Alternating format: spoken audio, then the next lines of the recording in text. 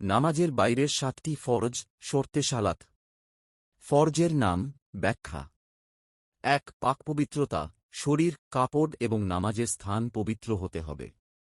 অজু বা গোসলের মাধ্যমে বড় ও ছোট অপবিত্রতা থেকে মুক্ত হতে হবে।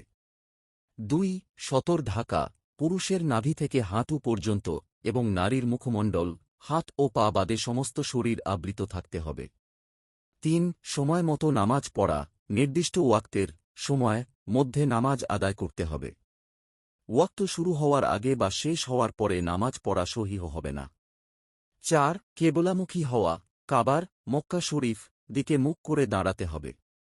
5. নিয়ত করা, মনে মনে বা মুখে যে নামাজ পড়া হচ্ছে তা সুনির্দিষ্ট ইচ্ছা পোষণ করতে হবে, যেমন আমি ফজরের ফরজ নামাজ পড়ছি। 6.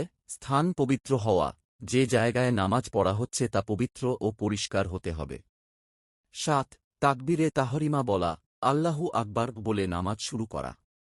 এটি অবশ্য কোনো কোনো মাযহাবে আইনশাস্ত্রের ধারা, নামাজের ভেতরের ফরজ, রুকন হিসেবেও গণ্য করা হয়, কিন্তু নামাজের পূর্বে এর প্রস্তুতি হিসেবে এটি উচ্চারিত হয়।